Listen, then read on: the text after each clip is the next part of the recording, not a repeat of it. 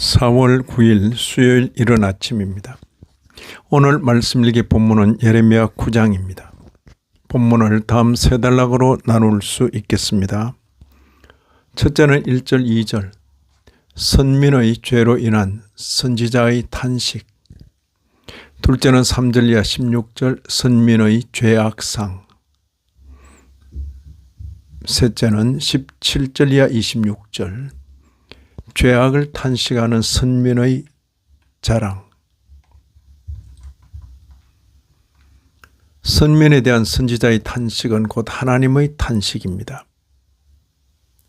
1절 보시면 어찌하면 내 머리는 물이 되고 내 눈은 눈물 근원이 될고 죽임을 당한 딸 내 백성을 위하여 주야로 울리로다. 하나님께서 탄식할 때에 함께 탄식하는 자가 참 선지자입니다. 하나님께서는 탄식하시는데 탄식할 줄 모르면 그는 거짓 선지자입니다.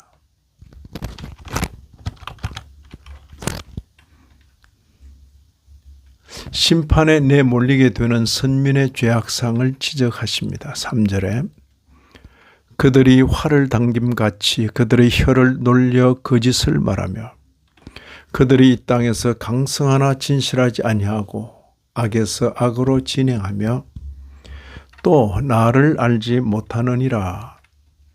그리고 5절을 보시면 그들은 각기 이웃을 속이며 진실을 말하지 아니하며 그들의 혀로 거짓말하기를 가르치며 악을 행하기에 지치거늘. 그리고 8절도 그들의 혀는 죽이는 화살이라. 거짓을 말하며 입으로는 그 이웃에게 평화를 말하나 마음으로는 해를 꾸미는 도다. 거짓을 말하며 입으로는 그 이웃에게 평화를 말하나 마음으로는 해를 꾸미는 도다. 주로 말과 관련된 죄악입니다.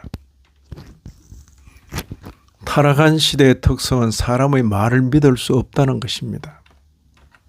슬픈 표정을 하며 듣는 이의 동정심을 자아내면서도 속에는 다른 생각을 한다는 것이 도무지 이해가 되지 않는 모습입니다.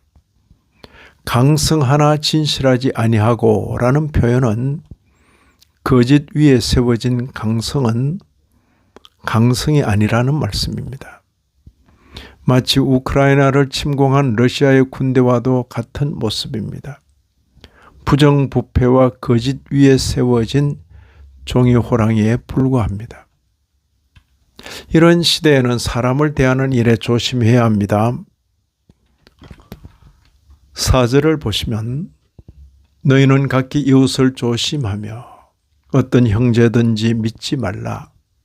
형제마다 완전히 속이며 이웃마다 다니며 비방함이라. 동정심은 좋은 것입니다마는 무분별한 동정심은 자타에게 손해를 끼치게 됩니다. 어려운 형편에 있는 이웃을 돕는 일은 귀한 일입니다만 형편을 자세히 살펴보고 감당할 힘에 맞게 도와야 합니다. 좋은 성도 혹은 좋은 직분자가 되겠다고 과하게 손을 내밀었다가 낭패를 당하는 경우도 들어있기 때문입니다. 선민을 선민답게 고치시는 하나님의 방도는 연단입니다. 7절 하반절에 내가 내 딸 백성을 어떻게 처치할꼬 그들을 녹이고 연단하리라. 선민임에도 곤란한 처지에 놓이게 되는 것은 하나님의 무능 때문이 아니라 저들의 죄악 때문입니다. 9절 보시면 내가 이 일들로 말미암아 그들에게 벌하지 아니하겠으며 내 마음이 이런 나라에 보복하지 않겠느냐. 계속되는 본문에는 하나님께서 선민을 연단하시는 구체적인 정황을 기록해 놓고 있습니다. 11절에 내가 예루살렘을 무더기로 만들며 성량이 굴이 되게 하겠고 유다의 성읍들을 황폐하게 하여 주민이 없게 하리라. 그리고 15절 하반절 16절입니다. 보라, 내가 그들 곧 이 백성에게 쑥을 먹이며 독한 물을 마시게 하고 그들과 그들의 조상이 알지 못하던 여러 나라 가운데 그들을 흩어버리고 진멸되기까지 그 뒤로 칼을 보내리라. 연단의 현장에서도 일이 이렇게 된 원인을 잊지 말도록 거듭 촉구하십니다. 13절 14절입니다. 이는 그들이 내가 그들의 앞에 세운 나의 율법을 버리고 내 목소리를 순종하지 아니하며 그대로 행하지 아니하고 그 마음의 완악함을 따라 그 조상들이 자기에게 가르친 바알들을 따라갔음이라. 선지자는 선민들에게 헛된 것을 자랑하지 말고 바른 것을 자랑하라고 하십니다. 23절 24절을 보시면 지혜로운 자는 그의 지혜를 자랑하지 말라. 용사는 그의 용맹을 자랑하지 말라. 부자는 그의 부함을 자랑하지 말지니라. 자랑하는 자는 이것으로 자랑할지니 곧 명철하여 나를 아는 것과 나 여호와는 사랑과 정의와 공의를 땅에 행하는 자인 줄 깨닫는 것이라. 깨닫는 것이라. 상식적으로 통용되는 것들이 헛되다고 하십니다. 관심의 문제입니다. 선민으로서는 한결같이 여호와 하나님께 집중하여야 할 것을 촉구하십니다.